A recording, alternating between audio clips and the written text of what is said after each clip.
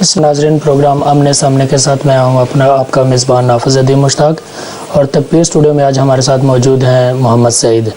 नाज़रीन आज हम बात करेंगे इमरान खान ने जो तब्दीली का जो नारा लगाया था, क्या वो नारा आज भी उसी आबोताब के साथ या उसी ज़ोर शोर के साथ अवाम में मकबूल है, या फिर वक्त गुज़रने के साथ साथ उसकी जो चमक है वो मांद पड़ रही है।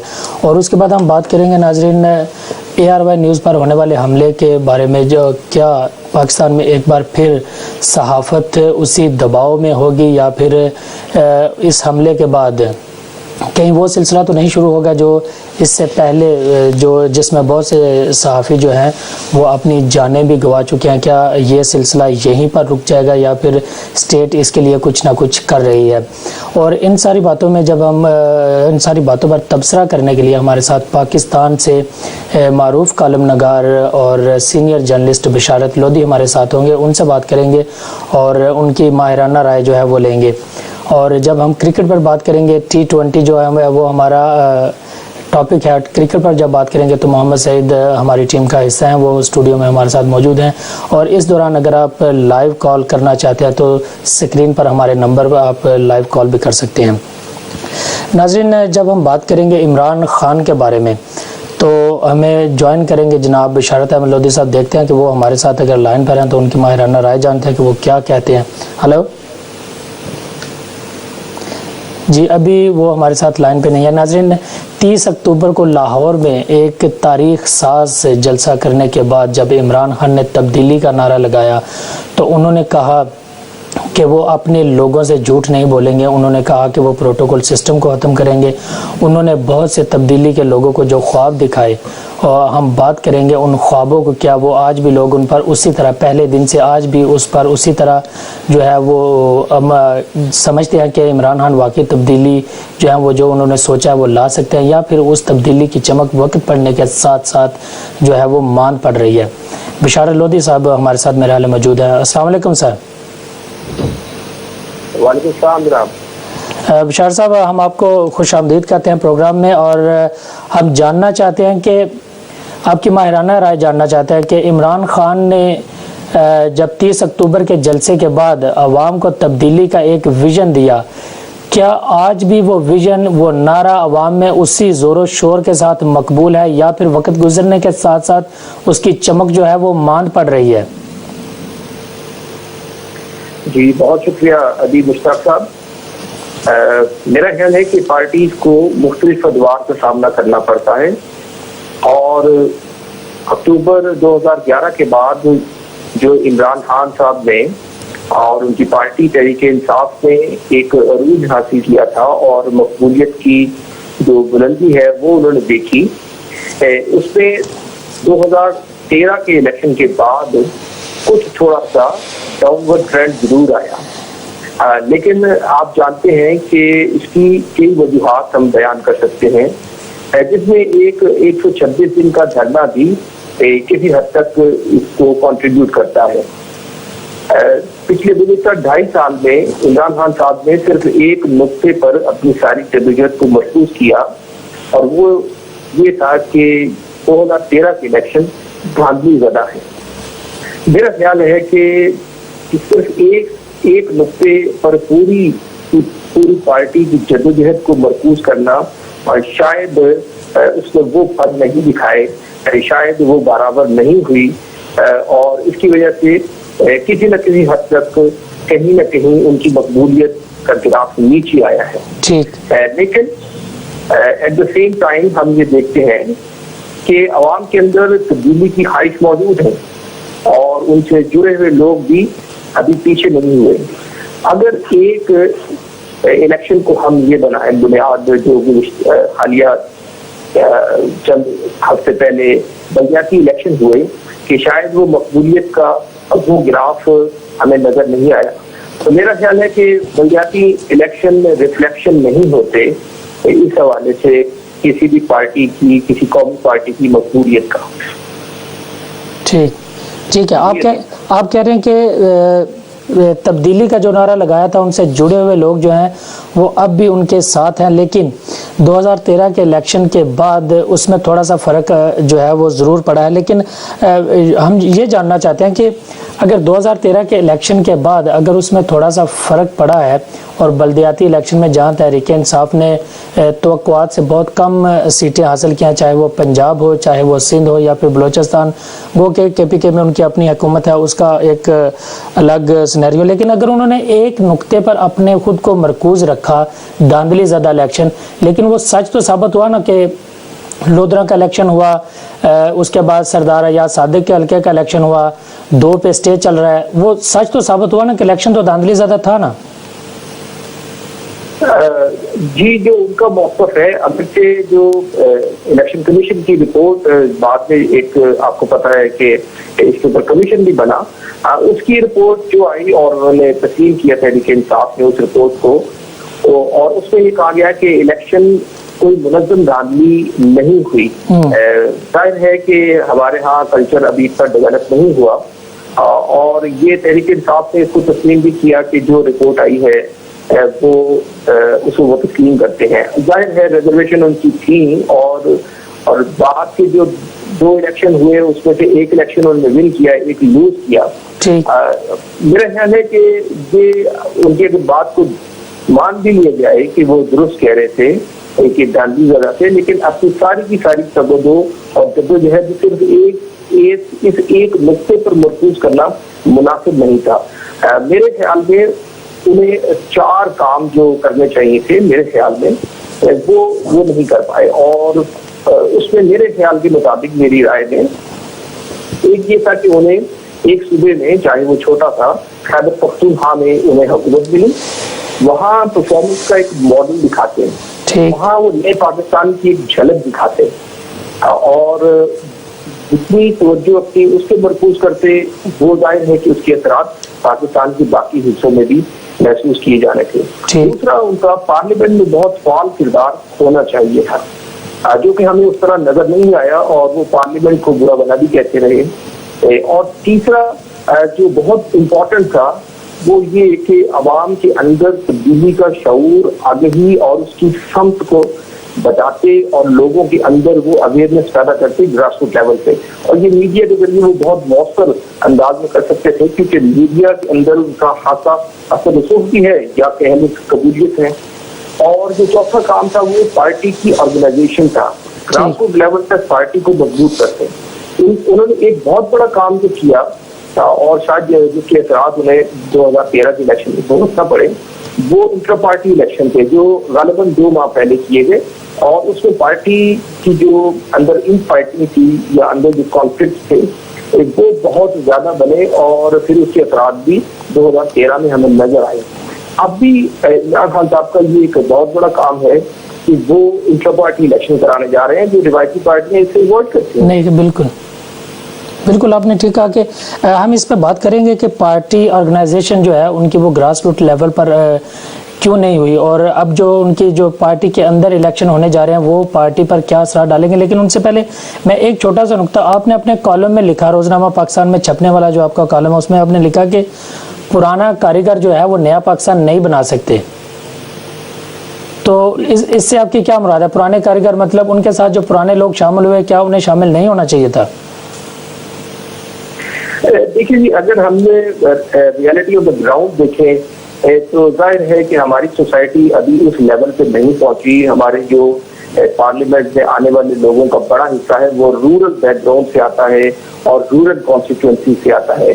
हमारे यहाँ अगर हम चारों सूबों का सोशल स्ट्रक्चर देखें, रूरल सोशल स्ट्रक्चर, तो हमें वाज़ेह तौर पर नजर आता है कि वहाँ अभी इन रोड डेवलप नहीं की पीटीआई ने, तहरीक इंसाफ ने।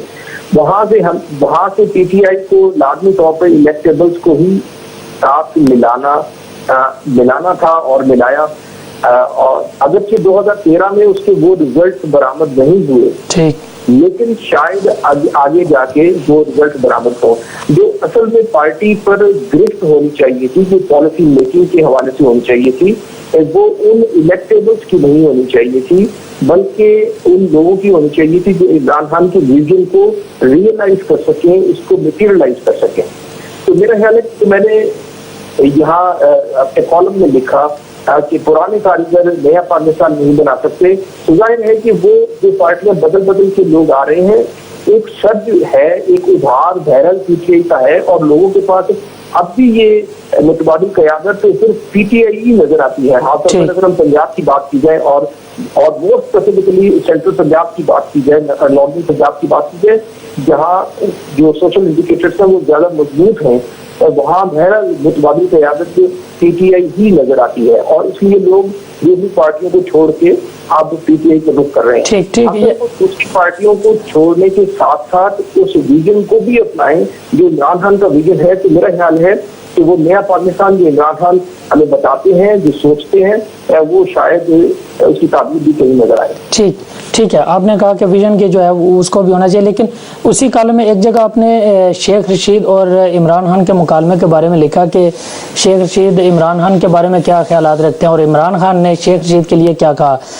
क्या हम इस उस मुकालमे से अगर कोई नतीजा अखज़ करें तो क्या हम ये कह सकते हैं कि पाकिस्तान की सियासत में कुछ भी हरफ आखिर नहीं है? जी, ये तो जाहिर है, पॉलिटिक्स में कोई चीज भी हरफ आखिर नहीं होती, लेकिन मेरी राय में शेख रशीद साहब नए पाकिस्तान का उनका कोई विजन नहीं है। वो एक एहतजाजी सियासत जरूर करते हैं और उनका दिल चाहता है कि कोई गिराव की सियासत हो, ताकि उनका जो इम्पोर्टेंस है पीटीआई के साथ वो बनी रहे। मैं किसी पॉइंट भी, और मैंने एक कॉलम में लिखा है कि शेख रशीद साहब की जो पेशगोइयां थी, जो उन्होंने बहुत सारी जगहों पे, और मीडिया इनको हाथों हाथ इसलिए लेता है कि वो बहुत बड़ी बड़ी पेशगोइयां कर जाते हैं, लेकिन इलेक्ट्रॉनिक मीडिया टीवी चैनल्स कभी ये नहीं दिखाते कि उनकी पेशगोइयां बहुत सारी ऐसी हैं जो कभी भी पूरी नहीं हुई।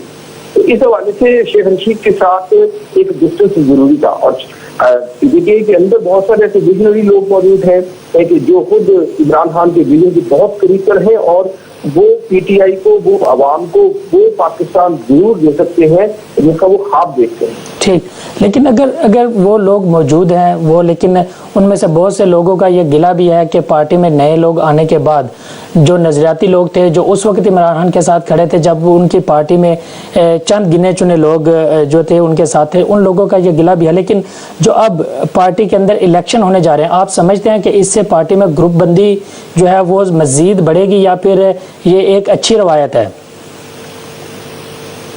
जी, ये रिवायत बहुत अच्छी है, और अगर हम फिल वाक़या कोई तब्दीली चाहते हैं अपने सियासी कल्चर में, तो पार्टियों को अपने अंदर इलेक्शन करवाने की रिवायत जरूर डालनी चाहिए।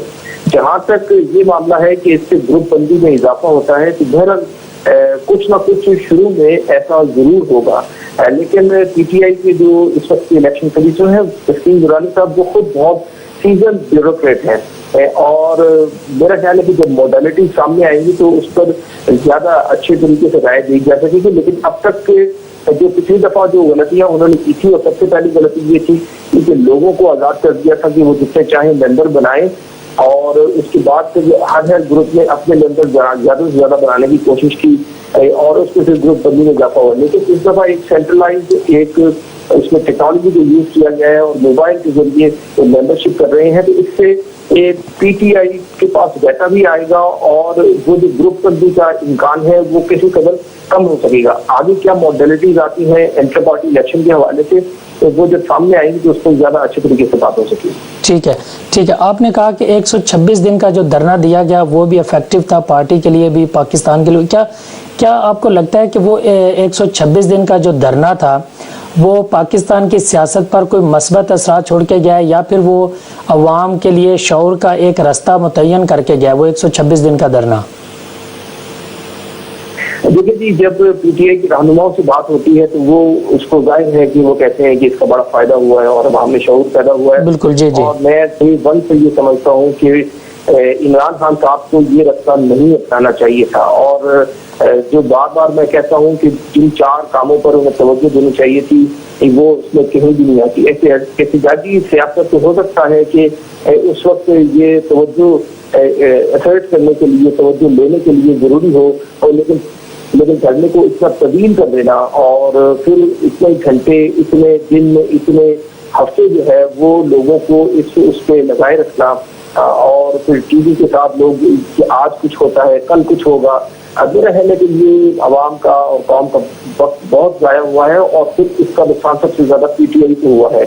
और इससे फायदा जो कहा जा सकता है क्योंकि आगे ही पैदा हुई है, तो मेरा ख्याल है कि टीवी चैनल्स और अगर मीडिया बहुत ज्यादा टाइम देता है टॉक शोज में पीटीआई के हवाले से और प्रिंट मीडिया में इससे बहुत ज्यादा कुछ लिखा जाता है, तो वो शऊर और आगे ही वो मैं समझता हूँ कि वो ज्यादा अच्छे तरीके से हो सकती थी अगर हम उन जराये को ही इस्तेमाल करते। ये जो एहतजाजी सियासत का एक रूप आया है और 136 दिन का एक तवील तरीन धरना दिया है, इससे बहुत सारे मसाइल खर्च हुए हैं, बहुत सारे वक्त खर्च हुआ है, इसमें बहुत ज्यादा बेहतर काम हो सकता था बेहतर काम, लेकिन एहतजाजी सियासत में जो है वो वक्त को ज़ाया किया गया। एक बात और मैं पूछना चाहूँगा कि लोधी साहब, क्या चूँकि बात हो रही है इमरान खान की और इमरान खान की ज़िंदगी के साथ जुड़े हुए बहुत से लोग ऐसे हैं जो अब भी उनकी ज़िंदगी के साथ जुड़े हुए हैं, लेकिन कुछ चले वक्त के साथ उनके साथ दूरियां पैदा हो गई या फिर वो रिश्ते थे जो टूट गए। रिहाम खान के बारे में अगर हम बात करें, रिहाम खान क्योंकि पाकिस्तानी मीडिया में भी इस वक्त दोबारा जो है वो इन है, वो आने वाले जो इलेक्शंस हैं और वो कितनी असरअंदाज हो सकती हैं पीटीआई की कैंपेन पर, या फिर क्योंकि आप जिस भी टीवी शो में देखें रिहाम खान को इमरान खान के अलावा या पीटीआई के लोगों के अलावा उन्हें कोई और दूसरा टॉपिक इस वक्त तो नहीं मिल रहा, लेकिन वो कितनी असरअंदाज होंगी? देखिए, मेरा ख्याल है कि रिहाम खान के साथ जब हाथा की शादी हुई, मैंने उस पर भी लिखा और रिजर्वेशन की मेरी, क्योंकि ये कोई बेहतर इंतखाब नहीं है। एक ऐसी खातून को जिसका पास्ट क्वेश्चनेबल हो और पीछे बहुत सारे ऐसे सवालिया निशान मौजूद हो, और उसके साथ इमरान खान साहब अगर नक्की होते हैं जो खुद एक पब्लिक फिगर है, जो एम्बिशंस रखती हैं, उसके साथ इमरान खान साहब का ये जो है शादी जो है, जिस तरह बाद में इसका दुचार भी हुई वो अपनी नाकामी से, बहुत दानिशमंदाना फैसला नहीं था। अगर जिस तरह उनके अंदर भी लोग ये कहते हैं कि उन्हें जो, और जिस तरह रिहाम खान ने एक इंटरव्यू में कहा भी कि लोग चाहते थे कि मैं सिर्फ चूल्हा संभालूं, एक ऐसी फिगर जो अननोन होती और जो सिर्फ इमरान खान साहब को ही संभालती और उनका घर संभालती, वो ज्यादा बेहतर होती। यहाँ तक आपने पूछा कि इलेक्शन पे असरअंदाज होंगे, मेरा ख्याल है कि वो एक्सपोज हो चुके हैं काफी हद तक, मेरा नहीं ख्याल कि वो असरअंदाज होंगी। और इसकी एक और वजह भी ये है कि इमरान खान साहब से जुड़े हुए जो लोग हैं, जिन लोगों की तवक्का भी बढ़ता है, वो जुनून की हद तक इमरान खान साहब को देखते हैं। और अगर उसको नहीं कहा गया, और उसमें मैं समझता हूँ कि यहाँ की पॉलिटिकल लीडरशिप में और मीडिया ने बड़ी मैच्योरिटी का सबूत दिया है कि बहुत ज्यादा कुछ नहीं कहा गया शादी के शूट डेट पर। बिल्कुल ठीक, बिल्कुल आपने ठीक है। अच्छा लोधी साहब, एक और बात जो हम यहाँ पर जो है वो डिस्कस करना चाहते हैं, क्योंकि हमारे एक प्रोग्राम में हमारे जो सीनियर जर्नलिस्ट थे उन्होंने ये कहा था कि पाकिस्तान में ये बात बड़े जो है वो शद्दोमत से कही जा रही है कि पीटीआई पाकिस्तान की सियासत में पैसे की सियासत को जो है वो फ़रोग दे रही है, चाहे वो लोधरा का इलेक्शन हो, चाहे वो लाहौर का इलेक्शन हो, पीटीआई ने पैसे की सियासत को मुतारफ करवाया। आप क्या समझते हैं, ये बात किस हद तक हकीकत है? जी अभी तो मैं सुन नहीं पाया, पैसे की सियासत को मुतारफ? जी पैसे की सियासत, क्योंकि लाहौर में भी इल्ज़ाम है पीटीआई पर कि उन्होंने बहुत ज़्यादा पैसा इस्तेमाल किया। लोधरा में जहांगीर तरीन के जो इलेक्शन कैंपेन थी उस पर भी बताया गया कि बहुत सारा पैसा जो है वो लगाया गया, यानी कि पीटीआई ने पाकिस्तान की सियासत में पैसे की सियासत को फ़रोग दिया है। जी देखिए, पाकिस्तान में जो इलेक्शन है वो पैसे की बुनियाद पर लड़ा जाता है, और जो 3-4 अहम चीजें होती हैं उसमें एक बहुत बड़ा फैक्टर पैसा भी होता है। मेरा नहीं ख्याल कि ये उन्होंने मुतारफ करवाया है, बहरहाल उन्होंने काउंटर करने के लिए पैसा जरूर इस्तेमाल किया है। और जाहिर है कि जहाँ जंग हो रही हो और जिस तरह का वेपन हरीफ इस्तेमाल करता है, अगर आप उस तरह का हथियार इस्तेमाल नहीं करेंगे तो आप चित हो जाएंगे, आप शिकस्त खाएंगे। लेकिन चूंकि इमरान खान साहब एक डिफरेंट किस्म की पॉलिटिक्स को मुतारफ करवाना चाहते हैं, तो उन्हें चाहिए था कि इसको इतने खुले अंदाज में और इतने वाज़ेह अंदाज में नहीं होना चाहिए था कि उन पर भी इल्जाम आए कि वो भी उसी तरह पैसा इस्तेमाल कर रहे हैं जिस तरह उनके मुखालिफिन कर रहे हैं। अगर नया पाकिस्तान इमरान खान साहब की मंजिल है, तो फिर नए पाकिस्तान में जिस तरह का इलेक्शन लड़ा जाना चाहिए, उस तरह का जरूर होना चाहिए। और ये क्यों हुआ है कि पैसे का इस्तेमाल हुआ है? इसलिए कि जो वर्किंग होनी चाहिए थी आवाम में मीडिया के जरिए और पार्टी के अंदर और खुद कारकुनों की सर्विस होनी चाहिए थी, वो नहीं हो सकी गुज़िश्ता 3-4 साल। ठीक है सर। आप बिल्कुल इमरान खान के बारे में हमने जो या उनकी तब्दीली के लिए हम उनका जो विजन था उसके लिए जो आपने जो बताया वो बिल्कुल यकीनन हमारे लिए बड़ा जो है वो काबिल तकलीफ है। सर एक बात और जो हम पूछना चाह रहे हैं कि पाकिस्तान में जो मीडिया वो किस हद तक आज़ाद है? क्योंकि ARY न्यूज़ पर होने वाला हमला, क्या इस हमले के बाद एक बार फिर सहाफ़त जो है वो दबाव में चली जाएगी? रियासत का चौथा स्तून कहा जाता है मीडिया को, उस स्तून को स्टेट ने कितना जो है वो सिक्योर किया हुआ है और स्टेट उसके लिए क्या कर रही है?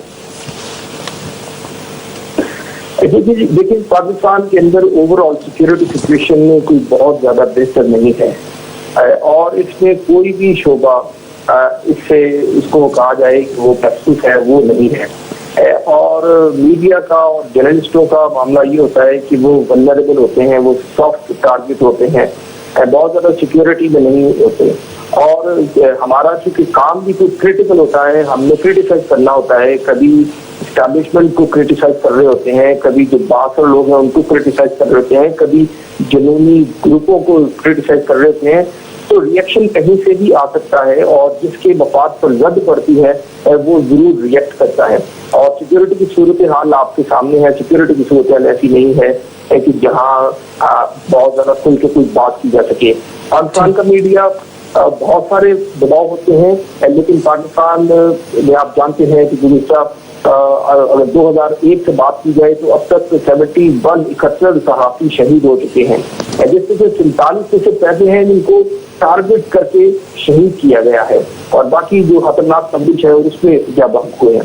तो इस हवाले से देखा जाए तो पाकिस्तान को ये भी कहा जाता है कि वो जर्नलिस्टों के लिए एक खतरनाक मुल्क है। लेकिन यहाँ जर्नलिस्टों ने बड़ी कुर्बानियां दी हैं, बड़ी जुर्रत के साथ अपना काम किया है और अब भी इस तरह के जो वाकयात हैं मेरा नहीं ख्याल कि कहीं तो कोई इसका असर लिया जाएगा। जो जर्नलिस्ट जुर्रत के साथ हद दिल कर रहे हैं वो करते रहेंगे और कर रहे हैं। बहुत शुक्रिया बिशारत लोधी साहब, आप हमारे साथ थे और यकीनन आप पाकिस्तान में जो मीडिया से रिलेटेड लोग हैं वो जान हथेली पर रखकर जिस तरह की रिपोर्टिंग करते हैं, चाहे वो सियासी लोगों के खिलाफ हो, चाहे वो कलदम तंजीमों के बारे में आपकी रिपोर्टिंग हो, आप लोग यकीनन दादो तहसीन के हकदार हैं कि आप लोग इतनी मेहनत के साथ वो रिपोर्ट्स जो है वो तैयार करते हैं। यकीनन 71 जो है वो सहाफ़ी इस दौरान या अपने फ़राइज़ के अंजामदही के दौरान वो शहीद हुए। हमारी हमदर्दियाँ उनके अहले खाना के साथ है। बहुत शुक्रिया बिशारत लोधी साहब, आप हमारे साथ थे। नाज़रीन अभी हम एक छोटी सी ब्रेक लेंगे, लेकिन जब ब्रेक के बाद हम वापस आएंगे तो हम बात करेंगे क्रिकेट पर। मोहम्मद सईद उस वक्त हमारे साथ होंगे और उनसे बात करेंगे। आप हमारे साथ रहिए ब्रेक के।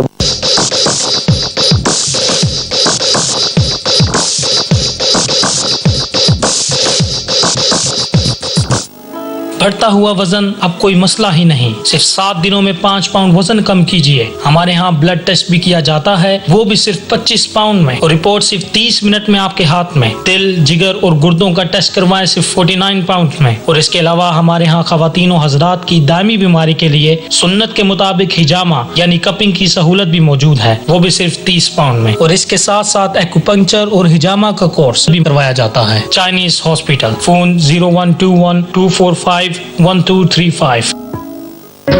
तिब और सेहत, शिफा मिन जानिब अल्लाह। तंदुरुस्ती हजार नेमत है। अच्छी सेहत के लिए हमेशा तिब्बी तरीका इलाज अपनाइए। यूके, अमेरिका और कनाडा के मशहूर आलमी शोहरत याफ्ता 7 पुश्तों से माहिर खानदानी मालिज अलहाज हकीम सैयद शफकत अली शाह, माहिर इमराज, देरी नौ पेचीदा, अरसा दराज से आपकी खिदमत में मसरूफ हैं। राब्ते के लिए अभी कॉल की 0044-7984-229845। मजीद मालूमात हमारी वेबसाइट से हासिल कीजिए www.herbalites.net। हकीम साहब की खिदमत अब यूके के मुख्तलिफ शहरों में, साउथ हॉल लंदन, बरोज हफ्ता, बर्मिंगम, स्पारब्रुक, बरोज पीर, मैनचेस्टर, मंगल बुध और जुमरात। मिलने से पहले अपॉइंटमेंट जरूर बुक करवाएं। आइए वाटर 150 कैंपेन में इस्लामिक हेल्प का हिस्सा बनिए और पाकिस्तान, बांग्लादेश या बर्मा में सिर्फ एक हैंडपंप लगाकर रोजाना 50 से ज्यादा अफराद को साफ पानी मुहैया करने में हमारा साथ दें, वो भी सिर्फ 150 पाउंड से। हैंडपंप लगने के बाद आपको उसकी मुकम्मल मालूमात फराहम की जाएगी। आज ही राब्ता करें फोन 0121-446-5682 या विजिट करें हमारी वेबसाइट www.islamichelp.org.uk।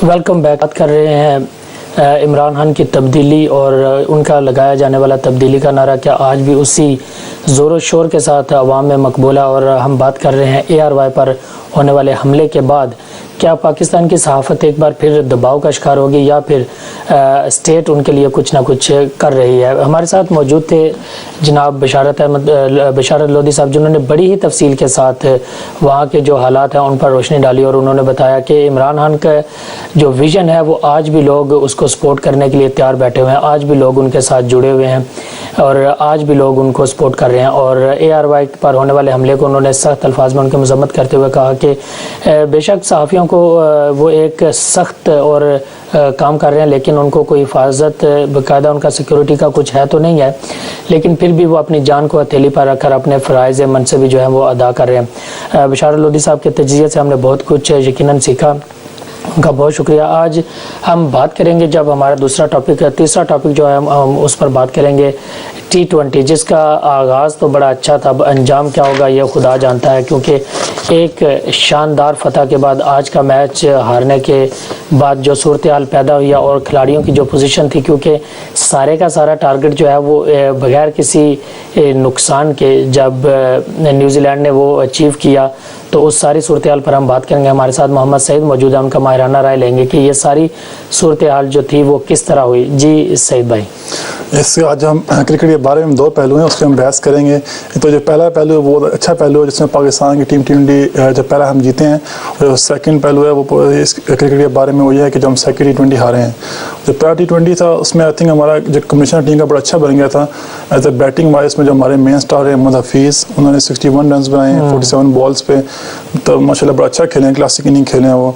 उसमें उमर अकमल है हमारे, वो भी अच्छा आगे खेले मिडिल ऑर्डर में। मेन चीज़ होती है अब आपका ओपनर अच्छा करते हैं ना तो आपका मिडिल ऑर्डर भी ऑटोमेटिक अच्छा करता है। ठीक है, उनको वैसे ही ज़रा इंकरेजमेंट मिल जाती है कि ओपनर जो है वो अच्छा करके गए, तो उनके अंदर थोड़ा कॉन्फिडेंस लेवल भी जो है वो उनका हाई होता है। बिल्कुल बिल्कुल, यही है ना कि आप देखें ना सिस्टम है ना, शुरू से आपका प्लेयर आपको अच्छा खेल रहा है, जब मिडिल ऑर्डर में आएंगे तो आपको ऊपर प्रेशर नहीं होगा आपके ऊपर। जब शुरू से आपके प्लेयर सारे आउट हो जाएंगे तो जब आप पे प्रेशर हो जाएगा, आना शुरू हो जाएगा, तो फिर ये प्रॉब्लम ज़्यादा होती है। हमारे शुरू से ज़्यादा हमारे क्रिकेट में मसला है पाकिस्तान में ज़्यादा हमारी बैटिंग का है।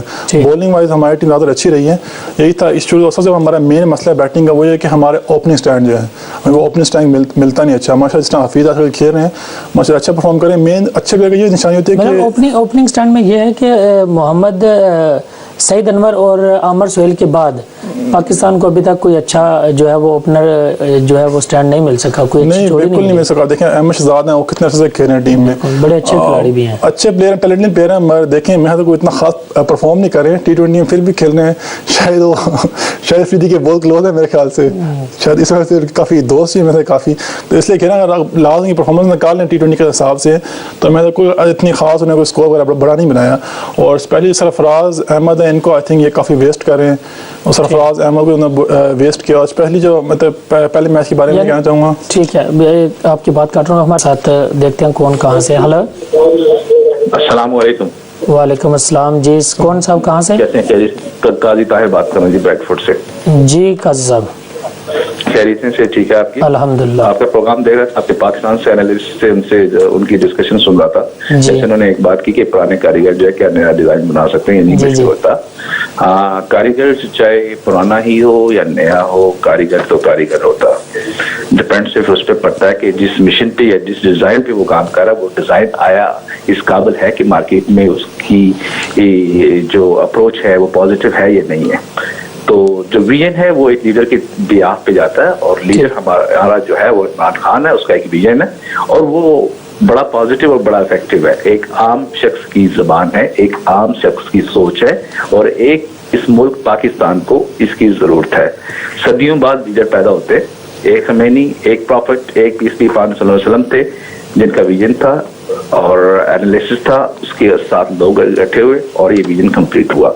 बाकी रह गया वादे का और ये सारी चीजें जितनी भी आपने बताई डिस्कस हुई, इसमें बहुत सारी चीजें इन्वॉल्व होती हैं आपके प्रोस्पेक्ट्स पे और आप करना क्या चाह रहे हैं। 60 साल का गंध है, इतनी जल्दी साफ नहीं होगा। वाहिद लीडर है पाकिस्तान का जो ऑपोजिशन कर रहा है और ऑपोजिशन के लिए खड़ा, और अगर उसको हुकूमत करनी, अगर उसने कोई बेनिफिट लेते हो तो कहीं भी जमातें साथ मिला के वो इस जी बिल्कुल बिल्कुल। लेकिन उन्होंने बिशारत लोधी साहब जो हमारे साथ, उन्होंने ये कहा कि उन्हें मौका मिला था, उन्हें चाहिए था कि पार्लियामेंट में फाल किरदार अदा करते, लेकिन वो उसी पार्लियामेंट में जाकर फिर बैठे हैं जिस पर उन्होंने कई सवालात खड़े किए। उनका ये पॉइंट था कि लोग आज भी उनकी तब्दीली के साथ उनके नारे को सपोर्ट कर रहे हैं, लेकिन जो उन्होंने सिर्फ एक ही नुक्ते पे अपनी तवज्जो मरकूज रखी वो नहीं ठीक था। उन्हें चाहिए था कि वो आवाम को डिलीवर करते।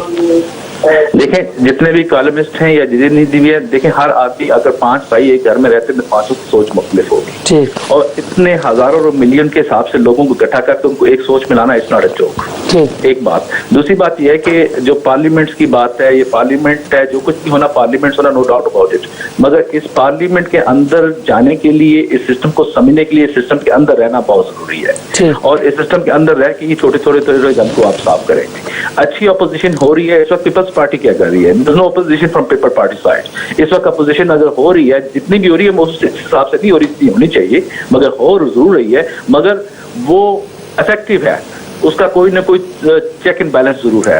अभी पाकिस्तान के अंदर जो क्राइसिस हैं या बाकी जो चीजें नजर आ रही है, आए दिन आपको स्टैंडर्ड मिलते जा रहे हैं, वो क्या कर रहे हैं पता है, अगर ये चोर है तो उसको चोर को पकड़ते नहीं है। बात बहुत शुक्रिया काजी साहब। एक और कॉलर है हमारे साथ, देखते हैं कौन साहब कहाँ से। हेलो अस्सलाम वालेकुम। वालेकुम अस्सलाम जी, मैं ये पूछना चाहती हूँ सही से कि जो पाकिस्तान को शिकस्त हुई है मैच में 20 में, तो क्या आइंदा अच्छा करेंगे या कोई प्रेशर में आके ऐसी बात हुई है, या आइंदा अच्छा खिलाड़ी खेलने की उम्मीद हम कर सकते हैं? जी ठीक है, इस पे बात करते हैं। एक और कॉलर है हमारे साथ। हेलो जी सर, कौन कहाँ से? हेलो, ये क्रिकेट के बारे में मैं जरा एक कमेंट देना चाहता हूँ। जी, अपना नाम बताएंगे प्लीज, आप कहाँ से बोल रहे हैं? डॉक्टर एजाज बोल रहा हूँ। जी डॉक्टर साहब, ये अभी ये जो पाकिस्तान और न्यूजीलैंड आज वन साइडेड मैच में बड़ी बुरी तरह से आ रहे हैं, लेकिन मैं इसमें जो है ना मोहम्मद आमिर शामिल हैं जो स्पोर्ट्स सेक्टर में सजा याफ्ता हैं, तो उसके बारे में मैंने किसी चैनल पे सुना है कि वो इनको he was booed by the crowd. तो अब ये सीजन में पाकिस्तान और श्रीलंका इंग्लैंड का भी दौरा कर रहे हैं, तो अगर उसमें मोहम्मद आमिर या कोई दूसरे खिलाड़ी जो सजा याफ्ता हैं वो शामिल हुए, तो इस किस्म के सानियात होने का भी खतरा है। तो ये इससे क्रिकेट नहीं बल्कि पाकिस्तान की। ठीक है, बहुत शुक्रिया डॉक्टर एजाज साहब। जी सैयद भाई, ये पहले जो हमारे आए थे कॉलर, उनकी हमारे थे कि जो पाकिस्तान सेक्रेटरी 2020 हारा है वो क्यों आ रहा है। अब तक जहाँ तक मेरे हाथ जो पाकिस्तान का सेक्रेटरी T20 की जो बैटिंग थी पाकिस्तान की वो काफ़ी अच्छी थी। पाकिस्तान की टीम ने पहले बैटिंग करते हुए 168 रन बनाए हैं। जो हमारी शिकस्त की वजह हुई है, आई थिंक ज़्यादा मैच हमारी बॉलिंग जो अच्छा परफॉर्म नहीं कर सकी सेक्रेटरी T20 में। और यही बात थी कि जैसे हमारे पहले मैच के बारे में बात हो रही थी, इसमें भाई पहले वहाँ जैसे ना मोमेंटम जब बनेगा एक मैच के अंदर, तो वो टीम आपकी परफॉर्म अच्छा करती है। इस पहले T20 हमारी बात हो रही थी, मतलब सारे प्लेयर्स जिन्होंने अच्छा परफॉर्म किया, फीस ने भी किया, उसके बाद शायद अफरीदी हमारे माशाल्लाह उन्होंने जो हमारा सबसे पहले मैच हम जीते हैं उसमें हमारा की सबसे ज़्यादा ये थी कि जिसमें शायद अफरीदी ने एक ओवर में आई थिंक कोई 22 रन मारे थे उन्होंने, और 8 बॉल में 23 रन बनाए हैं। तो मतलब वो हमारा सबसे ज़्यादा मेन गेम चेंजिंग था, इसमें उनको मैन ऑफ द मैच ही मिला। उन्होंने बॉलिंग भी अच्छी की है। फिर इमाद वसीम जो हैं माशाल्लाह उनमें भी काफ़ी इंप्रूवमेंट नज़र आ रही है एज ए बैटिंग वाइज, क्योंकि मैं याद है हम लोग खेलते थे अंडर 19 क्रिकेट, तो मैं उस टाइम रावलपिंडी के लिए खेल रहा था और ये इस्लामाबाद की टीम में थे। तो उस टाइम इनकी बैटिंग इतनी अच्छी नहीं थी, माशाल्लाह काफ़ी घबराते शॉर्ट बॉल से भी है। तो माशाल्लाह ने अभी लास्ट मैच एक शॉर्ट बॉल 6 भी मारा है, तो मतलब अच्छी चीज़ है कि काफ़ी इम्प्रूव। मैं बड़ा देखा हमारे मैच बड़ा इंप्रेस हूँ उनसे कि शुरू में माशाल्लाह ये कि आप खेलते नहीं, मेहनत करते नहीं, तो क्रिकेट आपकी ऑटोमेटिक इंप्रूव होती रहती है। अफरीदी के हवाले से बात करेंगे, उनकी कायदाना जो उन्होंने इन स्किल्स पर बात करेंगे, लेकिन एक कॉलर है हमारे साथ, देखते हैं कौन कहाँ से। हेलो ठीक है, हेलो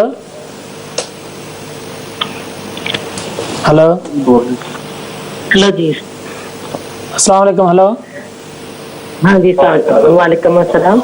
हाँ जी, ये जो T20 का आगाज हो रहा है, अल्लाह ताला इन बच्चों को कामयाब करे ताकि हमारी मुल्क की तरक्की के बारे में हम सीखना चाहते हैं बच्चों को ना। जी जी जी, ठीक है, बहुत शुक्रिया। आप दुआएं कर रही हैं अपनी टीम के लिए, अल्लाह आपकी दुआओं को शर्फ कबूलियत अता फरमाए। एक और कॉलर है मेरा हमारे साथ, देखते हैं कौन कहाँ से। हेलो, अस्सलाम वालेकुम जी। वालेकुम अस्सलाम। मैं अजहर खान बोल रहा हूँ वेल से। हेलो जी जी जी अजहर भाई। हाँ जी, बात यह है कि हम लोग सब पाकिस्तानी जो है ना सिर्फ आए खा के ना तो एक बाल पे दूसरे बाल पे भूल जाते हैं। ठीक, तो इनको भी पता है कि ये एक बाल इधर उधर कर लो तो बस ये भूल जाते हैं कि आगे हमको क्या करना है। ठीक, तो ये हमारा मसला है और नए नौजवानों को लाना चाहिए और उनको ये चोच मोच वाले निकालने चाहिए। बिल्कुल ठीक, बहुत शुक्रिया अजहर भाई। अच्छा, एक वो शाहिद अफरीदी की बात करेंगे। डॉक्टर इजाज़ उन्होंने एक नुक्ता उठाया कि मोहम्मद आमिर को क्राउड की जानिब से भी जो है वो कोई इतना ख़ास वेलकम नहीं किया गया, उन पर तनकीद की जा रही थी ग्राउंड के अंदर। उन्होंने कहा कि अगर ये पाकिस्तानी टीम के साथ रहेंगे तो उसका जो है वो थोड़ा मोरल जो है वो डाउन होने का खतरा है। नहीं, क्राउड का गुस्सा अपनी जगह है कि उन्होंने जो काम किया उससे उन्हें इसी से गुस्सा है क्राउड इस बात पे। मैं देखना मेन चीज़ है कि हमने देखना है कि हम क्रिकेटर हमने एज अ क्रिकेट वाइज देखना है। अगर आप एज अ क्रिकेट वाइज जाएंगे तो हर क्रिकेटर को सपोर्ट किया है।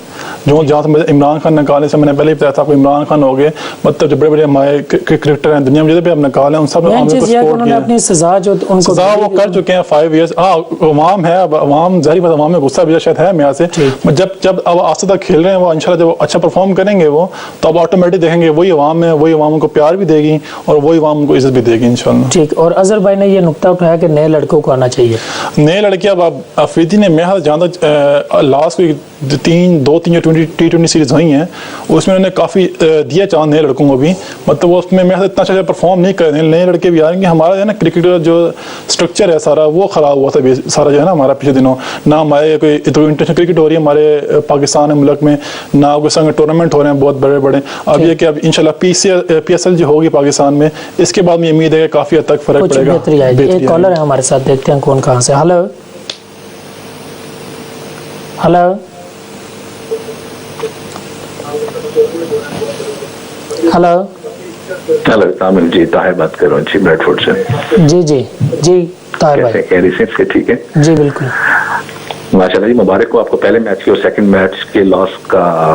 खैर कोई बात नहीं, it's part of the game, ups and down team में लगे रहते हैं और इंशाल्लाह अल्लाह खैर करेगा, आगे जीतेंगे। Hope for the best. Aamir Khan की बात है, जो आमिर खान को भी आमिर को खिलाना चाहिए। और वो कहते हैं ना मंजिल की जस्तजू में क्यों फिर राही, इतना अजीम हो जा के मंजिल तुझे पुकारे। तो इंशाल्लाह मेहनत करेंगे, लगन से काम करेंगे, टीम को सपोर्ट उनकी मिलनी चाहिए और आवाम की भी मिलनी चाहिए क्योंकि अब उन्होंने ग्रीन शर्ट पहन लिया है। तो कहते हैं दाग दाग मत हो, सब दागदार हैं, बेदाग वही है जो परवरदिगार है। तो इस पे काम करूंगा। बाकी ये wish good luck for the Pakistan T20 team. इंशाल्लाह you will see next match will be okay इंशाल्लाह। बहुत शुक्रिया का साहब आपका।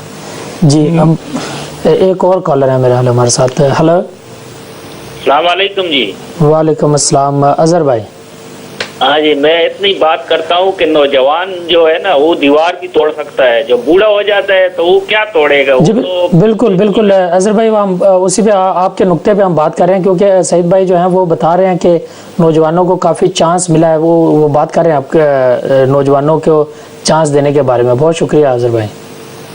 जी वही ये इनकी बात ही क्या था कि हमारे पाकिस्तान में क्रिकेट अच्छी हो नहीं रही है। मसला ये ना हमारे पाकिस्तान में कोई इंटरनेशनल क्रिकेट हो रही है काफ़ी अर्से से, तो इस वजह से जो है कि हमारे नौजवान जो है उसमें वो कॉन्फिडेंस नहीं रहा जो पहले था उसके अंदर। तो हमारे इस मुल्क में पहले बड़ी बड़ी टीमें आया करती थी। तो यही मैं कहता कि ये PSL जो है इसके बाद जो इंशाल्लाह उम्मीद है कि नौजवान जब खेलेंगे अगेंस्ट इंटरनेशनल प्लेयर्स उनके साथ जब खेलेंगे PSL में तो उधर मुझे उम्मीद है कि इंशाल्लाह उनका जो कॉन्फिडेंस है बेटर होगा और इंशाल्लाह जब अब टीम में आएंगे पाकिस्तान की तो अच्छा परफॉर्म करेंगे इंशाल्लाह। ठीक। आप थोड़ा सा ये भी बताइए कि ये जो चलें पहला तो T20 बड़ा अच्छा खेले, जीत भी गए, दूसरे T20 में वही बॉलर थे, वो ये क्या दूसरे T20 में क्या हुआ? दूसरे T20 में वही मैं कह रहा हूँ कि सारा हमारा बॉलिंग की मिस्टेक हुई है, शायद हमारी बॉलिंग हम चल नहीं सकी शायद, क्योंकि ओवरऑल देखें उन्होंने जो बैटिंग की है ना, मेरे हाथ से जो न्यूजीलैंड के प्लेयर हैं, इनमें इनके जो गुप्टल हैं माशाल्लाह, वो पहले शायद हमारे मैच हम लोग लकी थे शायद, मेरे जो वो रन आउट हो गए थे पहले मैच में, तो सेकंड मैच में वो खेले हैं और माशाल्लाह उन्होंने 87 रन बनाए 58 बॉल्स पे, और माशाल्लाह उन्होंने अच्छी वाली बटाई की सारे बॉलरों की, और इसमें विलियम्स उनके कैप्टन है, उन्होंने भी 72 रन बनाए हैं। तो मतलब इतना बुरा माशाल्लाह, पहले मैच में बहुत अच्छा खेले हैं सब, इन्होंने सबने अवाम ने भी सबने इनको कहा जी बहुत अच्छी बात, जीते हैं पहला मैच, सबने तारीफ भी की है, और माशाल्लाह जब पहला इतना अच्छा मैच जीतने के बाद जो शिकस्त हुई है, मेरे से ये बहुत बुरी शिकस्त हुई है, पाकिस्तान को इसके बारे में कोई सीरियस लेना पड़ेगा नेक्स्ट मैच। क्योंकि इस मैच में मोहम्मद आमिर जैसे सुपरस्टार जिनको पूरी जो है वो टीम मैनेजमेंट पीसीबी ने बड़ा सपोर्ट किया, उनकी जरा कारकर्दगी। मोहम्मद आमिर के बारे में यही है कि उन्होंने 3 ओवर कराए हैं इसमें सेकंड T20 में, और 34 रन दिए उन्होंने, और कोई आउट भी नहीं किया उन्होंने, और साथ मतलब सेकंड अगर आप देखेंगे ना तो हमारे किसी बॉलर ने अच्छा नहीं किया। उमर गुल जी हैं, उन्होंने 2 में 18 रन दिए हैं, इमाद वसीम उन्होंने 4 में 32 रन दिए हैं, शायद फीजी को निकाल ने उन्होंने 4 ओवर में 38 रन दिए हैं, फिर वहाब रियाज है माशाल्लाह उन्हें भी थोड़ी हुई है इसमें, मैं भी थोड़ी पटाई हुई है उनकी भी, उनको भी 3 ओवर में 30 रन पड़े हैं। तो मतलब हमारी बॉलिंग सेकंड मैच में बिल्कुल नाकाम हो गया। बैटिंग वाइज जो है हमारे सेकंड मैच में शुएब मकसूद है माशाल्लाह, उन्होंने हल्का सा ज़्यादा अच्छा परफॉर्म नहीं किया, उन्होंने फिर भी 18 रन बनाए हैं इसमें दूसरे बैट्समैन के मिडिल ऑर्डर में आके, और जो हफीज़ है माशाल्लाह। शुएब मकसूद की कारकर्दगी को बहुत ज़्यादा जो है वो शुएब मकसूद इस वक्त तनकीद का शिकार है कि वो आपने पहले T20 में भी उनकी गैर जिम्मेदाराना शॉट्स देखे हैं, कैच भी छोड़ा, गैर जिम्मेदाराना तरीके से उन्होंने शॉट खेला जिसकी ज़रूरत नहीं थी। उनके कारकर्दगी पे हम बात करेंगे, हमारे साथ एक कॉलर है, पहले उनसे बात करते हैं। हेलो, अस्सलाम वालेकुम। वालेकुम अस्सलाम, कौन साहब कहाँ से? अफसर आबद बोल रहा हूँ इटालिया से, क्या हाल है? ठीक है जी अल्हम्दुलिल्लाह। आबद भाई कैसे हैं आप? जी अल्हम्दुलिल्लाह। इटली से आप हमारे साथ हैं, बहुत शुक्रिया आबद भाई। जी बात करें। आपने बहुत अच्छी बातें कर रहे हैं, खासकर जो आप भी क्रिकेट का प्रोग्राम कर रहे हैं, माशाल्लाह बहुत मजा आ रहा है, दोस्त बैठे हुए हैं बहुत शुक्रिया देख रहे हैं। तो आप एक बात शेयर करना चाहते थे दोस्त हमारे साथ ना? जी वो बात ये है कि आप देखें कि जिस तरह से ये ओपनिंग फ्लॉप जा रही है, ग्राउंड बहुत छोटा था, आप भी क्रिकेट को समझते हैं ठीक, तो मेरे ख्याल में उन्होंने बहुत कम स्कोर नहीं किया था। ठीक है, बिल्कुल, बहुत शुक्रिया। सिर्फ डाल देते हैं। जी बहुत शुक्रिया आबद भाई, आप इटली से हमारे साथ थे, बिल्कुल इस पे बात करेंगे। एक और कॉलर है हमारे साथ। हेलो जी अस्सलाम वालेकुम। वालेकुम अस्सलाम। क्रिकेट के बारे में बात करनी। जी बड़ी खुशी होती है उनको देख के कि उनका जोश और जज्बा न्यू जनरेशन में हमारे पाकिस्तान का नाम रोशन करेंगे। ठीक है जी, बहुत शुक्रिया बहुत शुक्रिया। Thank you, bye. बहुत शुक्रिया। बिल्कुल हमारे साथ इटली से आबद भाई मौजूद थे, उन्होंने कहा कि ग्राउंड छोटा होने की वजह से उसका भी एडवांटेज लेना चाहिए था, न्यूजीलैंड ने उसका पूरा एडवांटेज उठाया। वे इसी बात में कहना चाहूँगा, पाकिस्तान टोटल बनाया 168 था, जैसे हमारे हफीज़ ने बैटिंग की है, उन्होंने 90 रन बनाए मगर 23 बॉल से बनाए उन्होंने। अब शेख मसूद भी निकाला, उन्होंने 18 रन तो बनाए हैं मगर 23 बॉल्स पे, मतलब हमारा जो स्टार्ट है ना स्लो रहता था। खाली उमर अकमल थे जिन्होंने 56 रन बनाए हैं 27 बॉल्स पे, जिनमें से पाकिस्तान टोटल कर गया। अदरवाइज जो हमारे ओपनर हैं हफीज़ भी माशाल्लाह बहुत स्लो खेले हैं शुरू में मेरे से। अब जैसे उनके ओपनर देखें, उन्होंने पहले ओवर में 10 रन बना लिए थे, फिर दूसरे ओवर में उन्हें मौका मिला, उन्होंने शॉट्स मारी क्योंकि ग्राउंड छोटा था, उन्हें पता है कि अगर प्रॉपर शॉट नहीं मिलेगा, बॉल गैप में गया, चौका मिलेगा, चौका हो जाएगा। हमारे प्लेयर जो है शायद उन्होंने स्टार्टिंग में इतना रिस्क नहीं लिया जिसमें उन्होंने लिया। वो ओपन में खेलने ने पता है उन्हें नो मैटर कि आगे आमिर करा रहे हैं, आगे वहाब रियाज करा रहे हैं, वो ओपन खेलेंगे। ग्राउंड छोटा है ना, अगर एज भी लेगा, सीधी शॉट भी खेले, एज भी लेगा, चौका हो जाएगा। ग्राउंड छोटा, उन्होंने एडवांटेज लिया उसका पूरा। पाकिस्तान की बैटिंग शायद हो सकता है कि उन्होंने उसने एडवांटेज नहीं लिया, अगर वो और थोड़ा तेज खेलते तो शायद वो 200 बना देते। 3 ओवर्स पहले मेरा ख्याल है ये टारगेट पूरा हुआ और उन्होंने ये टारगेट जो उन्होंने माशाल्लाह 17.4 ओवर में पूरा कर लिया उन्होंने। 171 बनाया, पाकिस्तान ने 168 किया था, उन्होंने 171 बनाया, तो मतलब बहुत इजी वन साइड मैच और एक प्लेयर उनका आउट नहीं हुआ, मतलब बहुत आसानी से वो मैच जीत गए हैं। और बस ये कि ग्राउंड छोटा सा होना चाहिए था, शायद हमारी ओपनर एडवांटेज नहीं लिया जैसा उनको लेना चाहिए था मेरे हाथ से। और अगर आप 168 की बात करें, इसका माशाल्लाह अब लास्ट मैच में पाकिस्तान की बॉलिंग थी तो अब जिस समय पाकिस्तान में बॉलिंग कॉम्बिनेशन है मेरे से, उसके लिहाज से टारगेट अच्छा था मेरे से, 168 is not a bad target.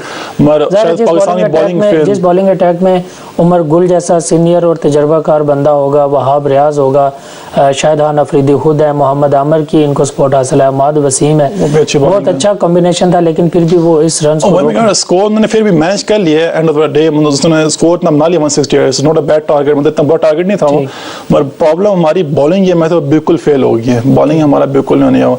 और हम कॉलर से पहले हम बात करें शेख मकसूद के बारे में, तो शेख मकसूद के ये था जब वो नए आए तो उन्होंने जी उनको बड़ा किया शेख मकसूद कि ये मतलब दूसरे इल्ज़ाम आ गए हमारे पास। तो मतलब अब जब उन्होंने साथ में जब उनका परफॉर्मेंस है वो इतनी अच्छी नहीं दे रहे अब, तो साथ अब क्या हो गया जी, बहुत बुरे प्लेयर हैं वो, ये प्लेयर हैं उनके कैचेस ड्रॉप हो रहे हैं, उन पर इशू हो रहा है।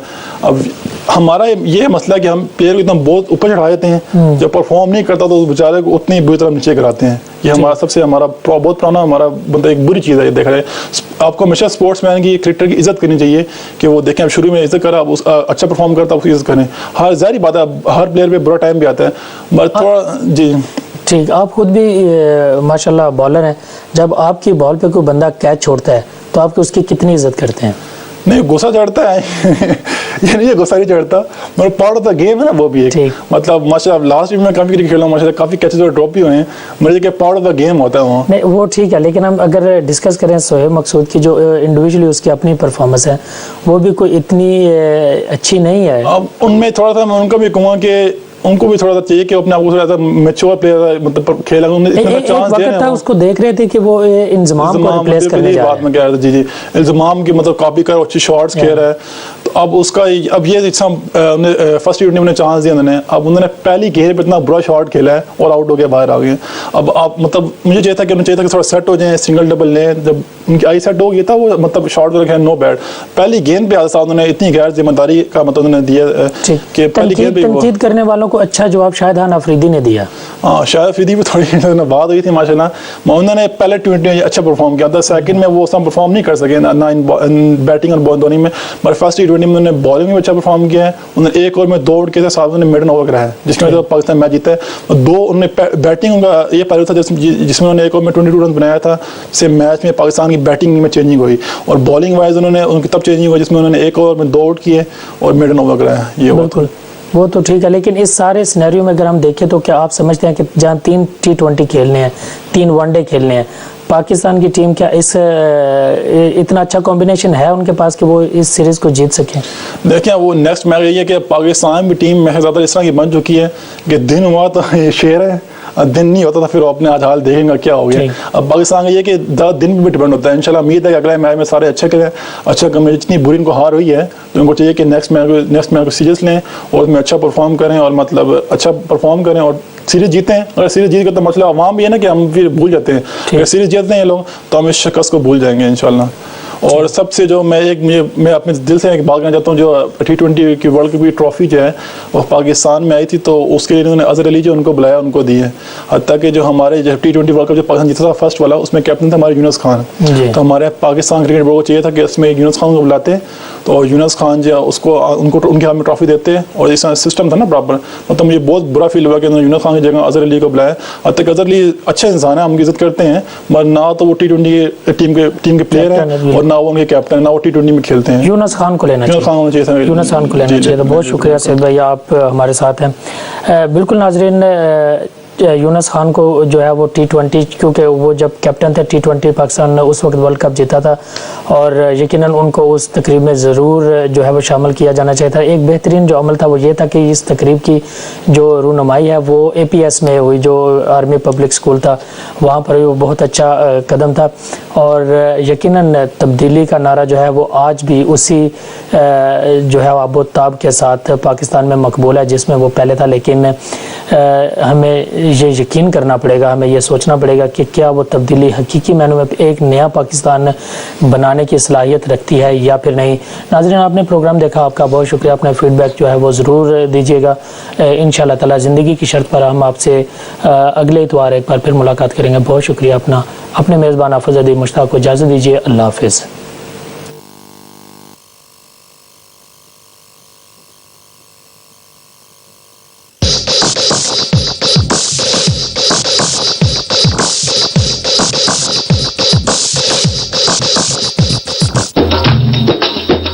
यूके और यूरोप के तमाम शहरों से तकबीर टीवी के लिए सेल्स एजेंट्स दरकार हैं। ख्वाहिशमंद ख्वातीन हज़रात दर्ज झेल फ़ोन नंबर्स या ईमेल एड्रेस पर राब्ता करें।